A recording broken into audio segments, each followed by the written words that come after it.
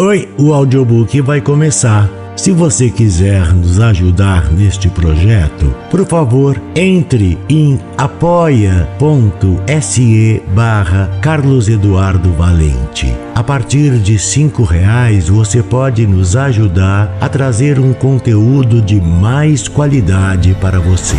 Você também pode se inscrever em nosso canal do YouTube e tornar-se membro para ter conteúdos inéditos antes de qualquer outra pessoa. Espero que gostem do que vão ouvir. Um grande abraço a todos. Use seu fone de ouvido para uma maior imersão.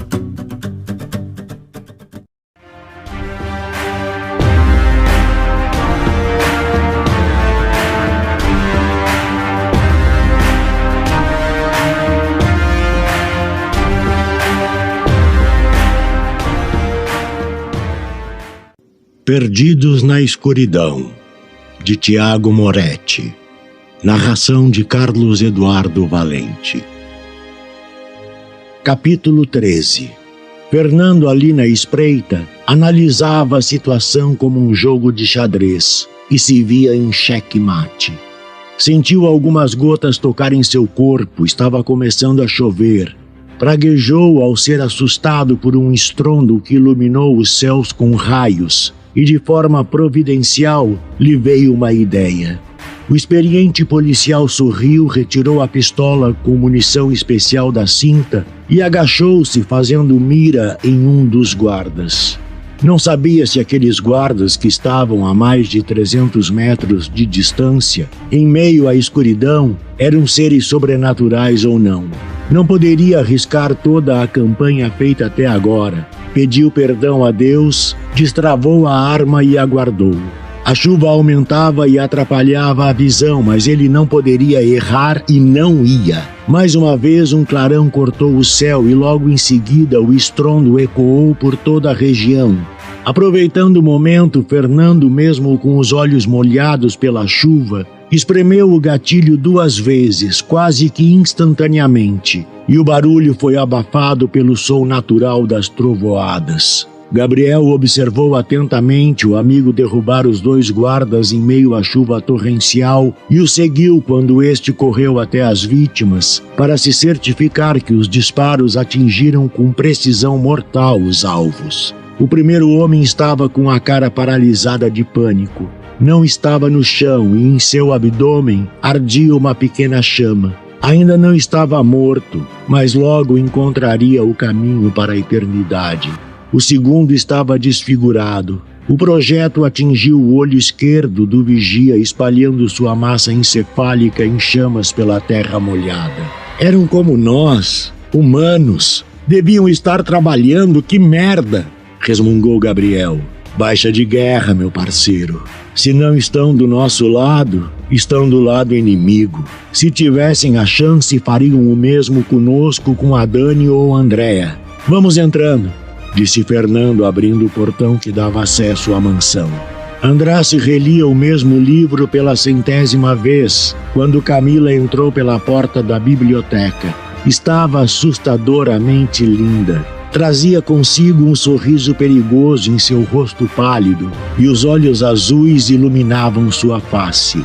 Missão cumprida, como você pediu, disse ela, deleitando-se com a expressão de surpresa no rosto do antigo amante. Como saberei se é verdade? Você já sabe, não é mesmo? Quando um perfecta deixa de existir, todos nós sentimos. Era verdade. Os perfectas eram raros, e quando um deixava de existir, um vazio tomava o peito dos outros, como se todos os momentos de prazer compartilhados por eles fossem embora junto com a última fagulha de vida.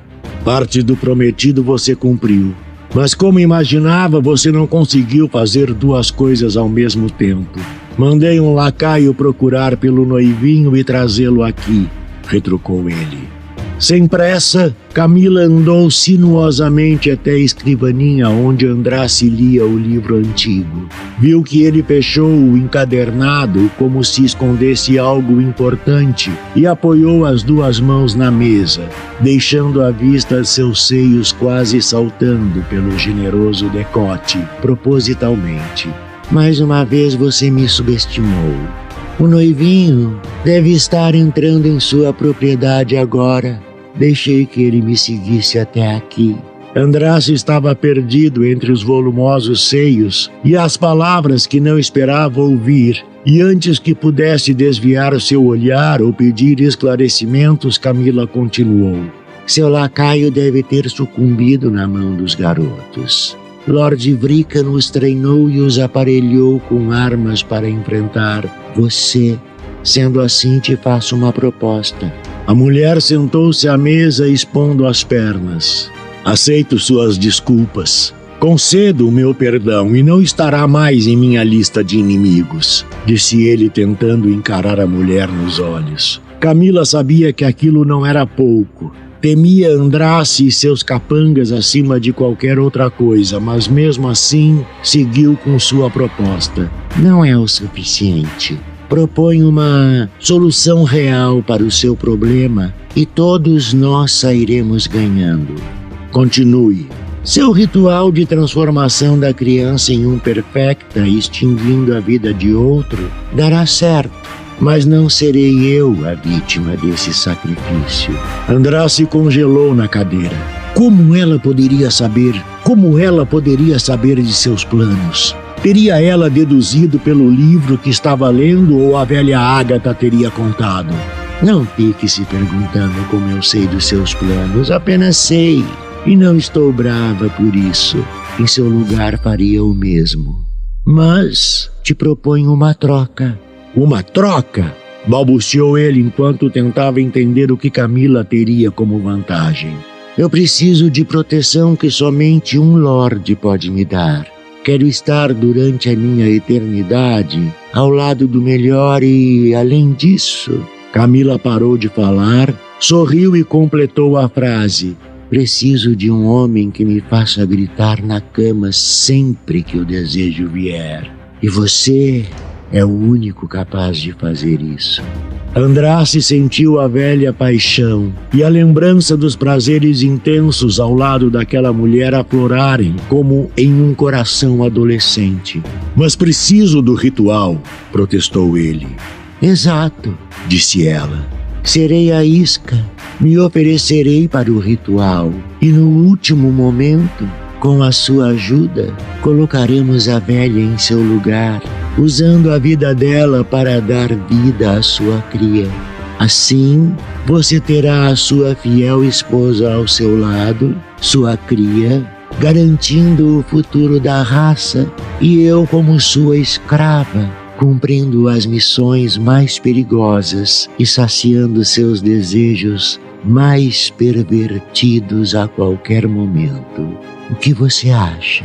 Andrassi, o homem mais poderoso que pisava na face da terra, sentia-se como uma criança sendo iludida para lhe tirarem o doce. Desconfiava que havia alguma segunda intenção nesse plano tão perfeito. Devia negar o pedido e prendê-la a qualquer custo para executar o ritual.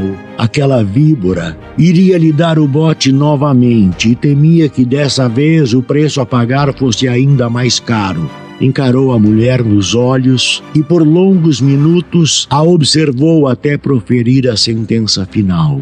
De acordo. Desde que hoje, durante o ritual, façamos um pacto de sangue para selar sua palavra. Camila fechou o sorriso no rosto e uma feição pensativa tomou seu lugar. Aproximou-se do rosto de Andrassi e falou: Faça o que você quiser, meu amor. Qualquer coisa. E finalizou a frase beijando-o apaixonadamente nos lábios. Fernando estava trêmulo. Sentia frio e medo, ouvia a respiração pesada do amigo que tentava controlar os tremores involuntários que percorriam seu corpo.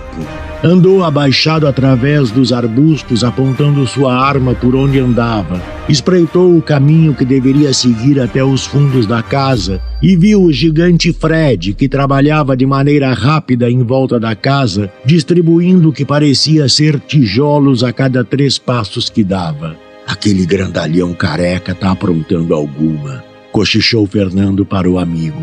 Gabriel levantou a cabeça e viu o sujeito seguindo com sua tarefa um tanto suspeita, até que um outro homem o abordou e mostrava estar claramente insatisfeito com o trabalho que estava sendo feito. Mas o gigante, sem pestanejar, atacou o homem com uma cabeçada e quando o corpo foi ao chão, friamente Fred pisou em sua cabeça, levando-o a óbito. Merda! Esse cara é muito forte e não para quieto. Errar o tiro daqui seria a nossa morte, resmungou o policial. Faremos o seguinte, respondeu Gabriel, ainda calculando o que dizia. Vou fazer com que ele me note e venha atrás de mim e você procura pela Dani e a Andréa. Você tá maluco? Esse cara vai te trucidar. Não tem outra forma. Não sei te explicar, mas sinto uma urgência. Precisamos agir. Uma coisa muito ruim tá para acontecer com elas, eu sinto, desabafou Gabriel. Não, vamos pensar em outra solução, resmungou Fernando.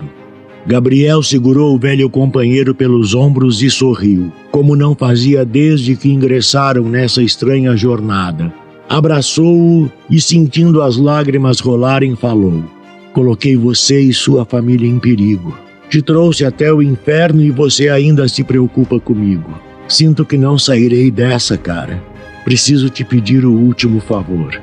Fernando também chorava. As lágrimas corriam porque sabia que seu amigo faria o mesmo por ele. Entendeu naquele momento que a amizade é uma força criadora tão profunda quanto o amor e estava ali para o que ele precisasse. Se eu não sair dessa, salva a Dani e cuida do meu bebê, por favor. Fernando afastou o amigo, tentava conter as lágrimas e em seguida respondeu com a voz embargada: Só se você me fizer um favor. Esperou Gabriel assentir com a cabeça e disse: Se eu não sair dessa, cuida da Andréa para mim. Nunca deixe ela sozinha. Por favor. Assim se abraçaram novamente como forma de selar o pacto e cada um seguiu o caminho que lhe cabia sem olhar para trás. Andrá se despertou do beijo doce de Camila com o uivo de dor de sua esposa. Está na hora, disse baixinho como se temesse o que aconteceria dentro de poucos minutos. Levantou-se de sua cadeira segurando o antigo livro na mão direita, esperou Camila segui-lo e abriu as portas da biblioteca. No mesmo instante, um trovão bradava nos céus. Ouvia os gritos desesperados de Daniela, como se chamasse por carne e sangue. O rito de passagem estava ao seu alcance. Era o momento, e neste ponto a dor que tomava o interior de Daniela assemelhava-se ao ácido correndo em suas veias. Somente o líquido da vida, sangue quente, poderia acalmar tal agonia. O medo do desconhecido batia no peito daquele perfecta poderoso. Ele não sabia no que resultaria aquele ritual sombrio. Virou o corredor para subir as escadas e se deparou com seu braço direito, Bernardo, tentando segurar Andréa. Com certeza esta hora chegaria. Andrassi sabia que aquela mulher tinha uma personalidade incorruptível e nenhum truque seria eterno com ela. A médica chorava e gritava enquanto Bernardo tentava contê-la com seus enormes braços. Chefe, essa vadia ficou maluca. Posso arrancar a cabeça dela? Questionou Bernardo. Melhor não, respondeu Andrassi, achando graça na pergunta. Preciso de sua ajuda no ritual. Amarre-a em algum lugar que depois de nossos deveres cuidaremos dela. Bernardo olhou em volta e avistou o enorme órgão que adornava o salão. Deu um tapa violento no rosto da doutora, que a deixou atordoada, e enquanto a arrastava até o instrumento, retirou do bolso traseiro da calça uma algema de metal que carregava consigo. Prendeu o punho esquerdo de Andréia de um lado do instrumento, deixou a mulher ali e seguiu seu mestre. A tenebrosa procissão seguiu seu rumo escada acima, onde Ágata os aguardava com seu olhar de desdém usual. Encarou Camila por um longo período e desviou o olhar quando a linda mulher colocou a língua para fora e a balançou verticalmente de maneira sexual. Entraram no quarto e se depararam com Daniela em pé na cama. Suas roupas estavam rasgadas, bem como parte de sua pele. As unhas estavam compridas e rígidas, cabelos jogados na face, deixando à mostra somente parte dos olhos com um fraco brilho amarelado. Andrassi se aproximou dela com seu sorriso espontâneo e pediu gentilmente que ela o acompanhasse, e ela obedeceu. Segurando a mão de sua esposa, andaram vagarosamente até o enorme espelho que adornava uma das paredes do quarto. Pegou o que parecia ser um controle remoto em cima da penteadeira e digitou uma sequência de números, que após alguns instantes fizeram as paredes se abrirem em duas partes iguais, dando passagem aos visitantes. O cômodo ocultado era quadrado e pequeno. Nele continha apenas o que parecia ser um sarcófago egípcio. Fechado na posição vertical, no chão, em frente ao objeto, havia riscado um pentagrama cercado por símbolos abstratos, desenhados com pó de tijolo. E como se conhecessem o ritual, todos que estavam presentes formaram um círculo em volta do pentagrama. O ritual começa agora, bem como uma nova era, declarou Andrassi. Gabriel apostava na surpresa como sua única aliada. Via que o gigante Fred guardava a frente da mansão, após terminar de distribuir os suspeitos tijolos aos arredores. Gabriel avançava vagarosamente sem fazer barulho. Estava a 10 passos do terrível inimigo. Retirou a lâmina que ganhara de presente, segurara seu cabo com força, aguardou seus instintos dizerem a hora certa. Fechou os olhos por alguns segundos, fazendo uma prece silenciosa, e levantou-se abruptamente e começou a correr em direção a Fred, que, ao ser surpreendido, soltou um grito raivoso. O jovem apaixonado saltou e arremessou sua preciosa adaga contra Fred. A lâmina afiada venceu a resistência do ar e com precisão atingiu o peito do homem grande, que caiu de joelhos gritando. Enquanto corria em direção ao seu inimigo, Gabriel pôde ver Fernando entrar na casa pela janela lateral. Tinha conseguido. Mesmo de joelhos, Fred era assustador. Rugia e segurava a adaga pelo cabo na intenção de puxá-la de seu peito. Mas antes que isso acontecesse, viu o oponente com a sola do pé enterrar ainda mais a lâmina. Mas antes que a adaga entrasse por completo no peito de Fred, Gabriel procurou no cabo o dispositivo incendiário. Foi quando sentiu as mãos fortes de Fred agarrando-o pelos punhos. Ele tinha uma força descomunal. Tentou se desvencilhar das garras se contorcendo, mas não obteve sucesso. Foi puxado para baixo, ficando face a face com o colossal guarda-costas. Você vai morrer, seu verme. Vou beber seu sangue e comer suas vísceras hoje. A raiva correu como um combustível no corpo de Gabriel, que com o joelho esquerdo atingiu o antebraço de Fred, conseguindo soltar uma mão que no mesmo instante foi com o dedo indicador no botão incendiário. O astuto gigante aproveitou o instante para tentar tirar o objeto de seu peito. Dessa ação em conjunto, o dispositivo foi acionado poucos instantes após a ponta da arma deixar o peito de Fred, gerando uma bola de fogo explosiva que o lançou contra a porta de entrada da mansão em que fazia guarda. A arma empunhada por Fernando não suportou o impacto e quebrou, fazendo-o aterrissar do lado de dentro. Gabriel, por sua vez, caiu entre os arbustos. Fernando adentrara a mansão pela janela lateral, ouviu passos na escada e se escondeu próximo à porta. Podia ver no andar superior 2 homens e 2 mulheres andando apressadamente. Ouvia gritos dolorosos de uma mulher. Temia pela vida de sua irmã. Engatilhou sua arma e fez mira no homem que usava uma estranha cartola. Quando ia apertar o gatilho, um estalar de língua idêntico ao que seu pai fazia quando era criança chamou sua atenção. Olhou para a direita e viu Andréia presa a um órgão. Fernando sorriu ao vê-la e voltou a se esconder. E após os estranhos entrarem em outro cômodo, correu até sua irmã e beijou-a na testa. "Onde estou, mano?" chorou Andréia baixinho. "Não importa, Déia. Eu prometi para nossa mãe que ia cuidar de você e nunca vou quebrar essa promessa. Vim te resgatar", respondeu com um tom carinhoso. Ela sorriu, mas sem emoção, e mostrou o punho preso na algema.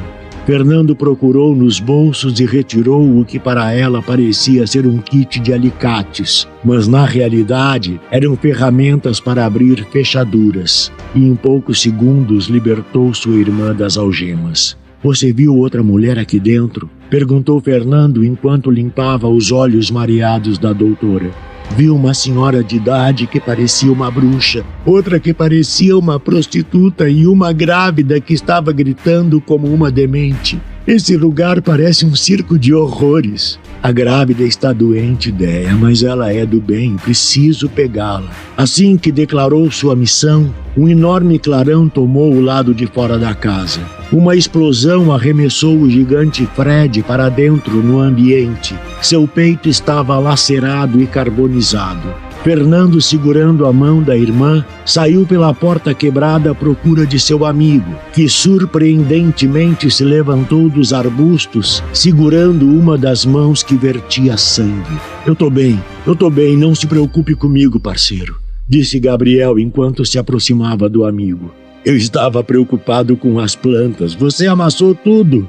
Antes de terminar a frase, Fernando foi surpreendido pela pior dor de sua vida. Seu flanco esquerdo ardia e pulsava. Olhou incrédulo e viu a adaga maglia fincada por completo em suas costelas. Olhou para Fred, que ainda estava no chão e sem condições de combate, mas com a mão direita estendida, e isso fez entender que ele havia arremessado a lâmina que pegou de Gabriel em seu embate. Gabriel correu para amparar a queda do amigo e o arrastou para longe da casa. Tentou manter o velho companheiro consciente e Andréia sob controle. "Mano, essa pegou de jeito", reclamou o policial ferido e cuspiu sangue. "Você vai ficar bem. A Andréia vai cuidar de você." Andréia estava trêmula. Rasgou a roupa do irmão ferido e viu que era muito grave. Chorava copiosamente enquanto tentava aplicar os primeiros socorros. "Precisamos ir ao hospital. Se ele ficar aqui, não vamos conseguir salvá-lo", disse ela. Fernando estava sentindo a dor abrandar e sabia que isso não era bom sinal. Os braços começaram a formigar e a vista ficando turva. Uma vontade incontrolável de dormir e descansar. Segurou a mão boa de Gabriel e balbuciou: "Parceiro, você prometeu. Agora eu preciso de você. Cuide da minha irmã, custe o que custar. Não deixe ela sozinha nesse mundo."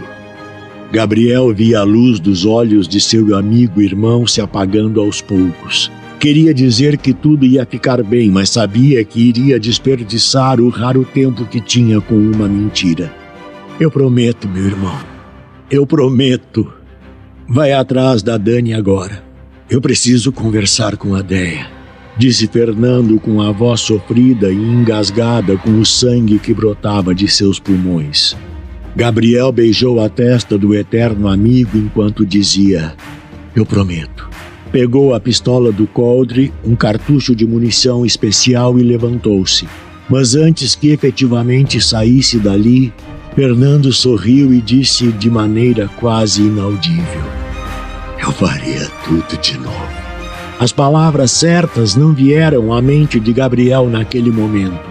Apenas assentiu com a cabeça e entrou na casa pela grande abertura feita por Fred, que jazia no chão com o corpo parcialmente lacerado e queimado. O jovem em fúria chutou a cabeça do gigante, fazendo-o rar de raiva.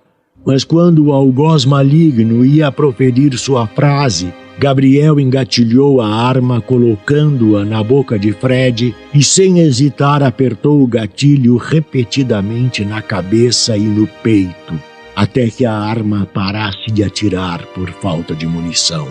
A massa encefálica do guarda-costa esparramou-se por todo lugar e o que sobrou de sua face entrou em combustão, efeito resultante da munição incendiária.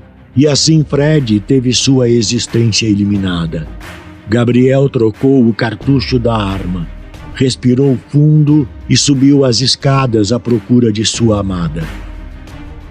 Assim que Andrassi anunciou o início do ritual, o clima ficou instantaneamente hostil e mais frio. Os raios começaram a cortar o céu com mais intensidade e a chuva apertava do lado de fora da casa, como um sinal de que estavam por transgredir as leis da natureza. Podiam ouvir os cães que ladravam e uivavam, como se predissessem o mal-vindo. De repente, o pentagrama desenhado com giz emitiu um brilho avermelhado. Pulsava de acordo com os batimentos cardíacos de Daniela. Andrassi segurava o antigo livro aberto com a mão direita e começou a invocar o desconhecido.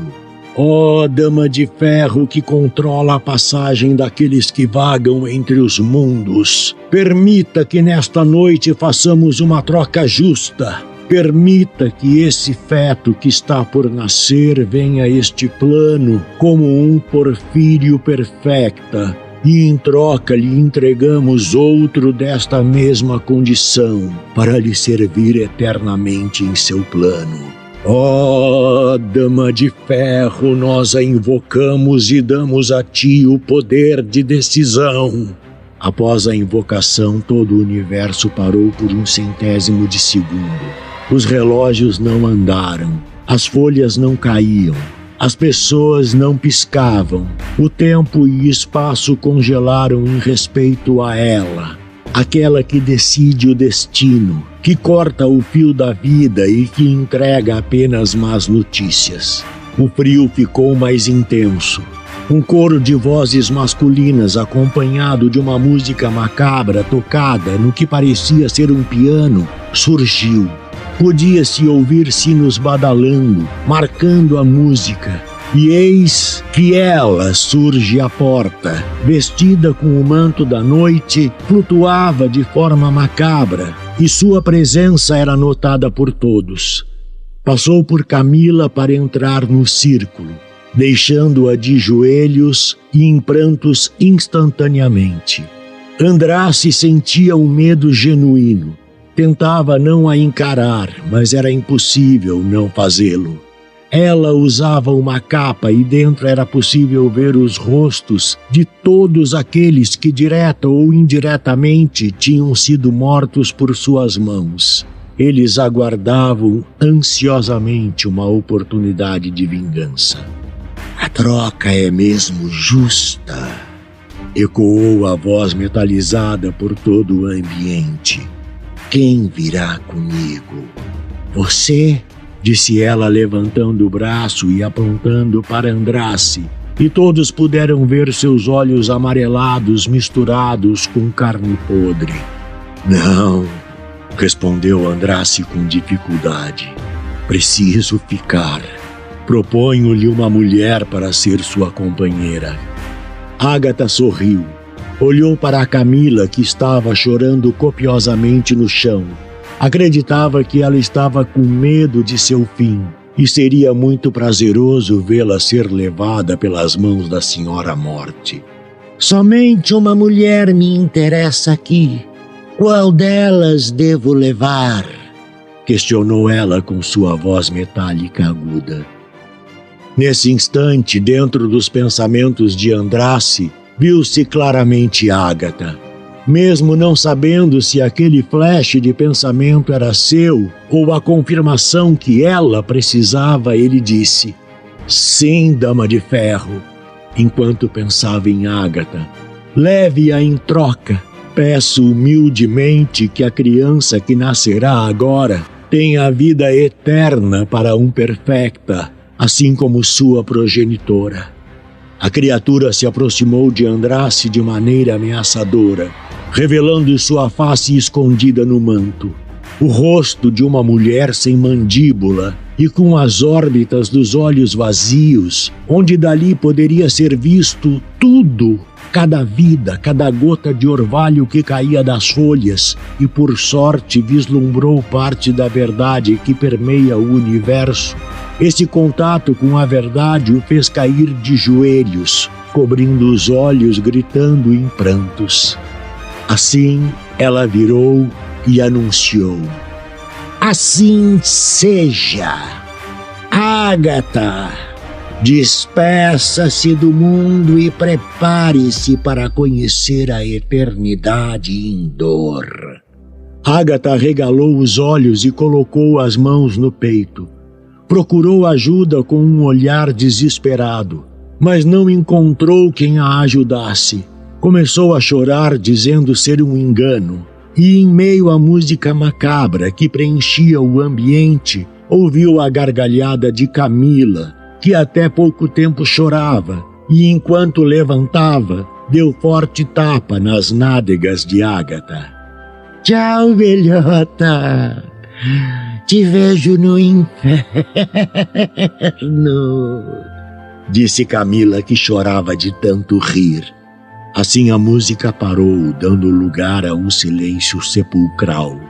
Ágata deu as costas para o círculo e tentou escapar de sua sentença. Mas ela não poderia ser evitada e estava cumprindo seu papel. Aqueles que estavam no recinto contemplavam com admiração o corpo da velha perfecta sendo elevado do chão e depositado contra a vontade no sarcófago que jazia na sala. A porta do sarcófago abriu como mágica, revelando seu interior adornado com espetos pontiagudos de metal.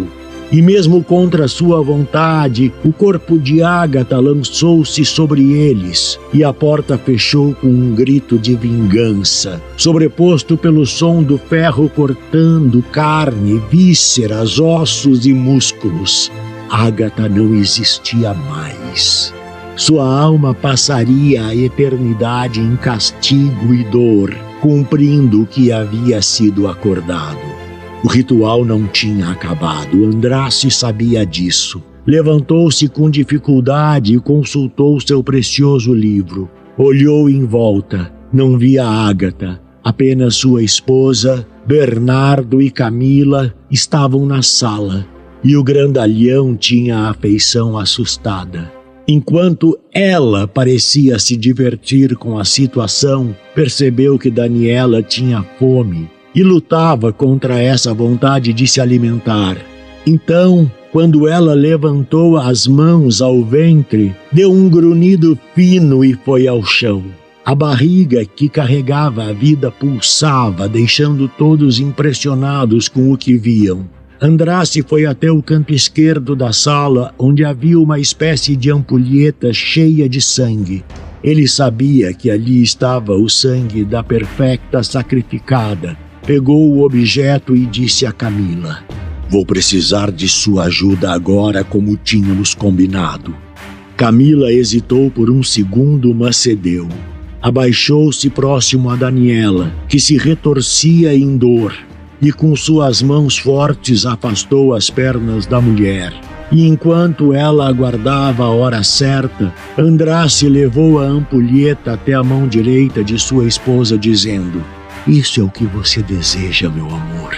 Esta será a sua água de agora em diante. Beba e a dor passará." Sem hesitar, Daniela, tomada por uma sede mortal, levou o objeto de vidro até a boca, quebrando a tampa com uma mordida, fazendo o líquido espesso escuro descer por sua garganta, alimentando o corpo e dando o primeiro sim para a vida eterna. Logo que a bebida foi ingerida, Camila pôde ver que o corpo da mulher se preparava para expelir o feto, e não seria igual a uma mulher quando dá à luz. Conforme o esperado, a criança foi aos poucos sendo empurrada para fora do corpo. Pode-se dizer expulsa ou exorcizada do lugar onde não pertencia. Camila a recebeu com as mãos enquanto Andrassi acariciava o rosto de sua esposa. "O que é isso?" perguntou Camila a Andrassi, levantando a criança para mostrar a ele. O bebê era uma menina, como esperado. Era prematura, mas para surpresa de todos, nascera morta. Sua pele tinha cor arroxeada e seu pequeno corpo completamente sem movimentos. Andrassi folheou o livro e respondeu: "O ritual não está completo. Agora a progenitora precisa se alimentar do sangue do genitor da criança para que esta ganhe a vida. No momento, a vida não habita o corpo desta criança." "Chefe, temos visita!" gritou Bernardo, olhando para fora da porta. De lá, podia-se ver Gabriel correndo com uma arma em punho.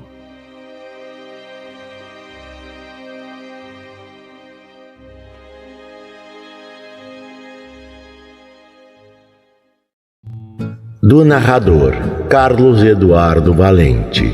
Contato carlão50@gmail.com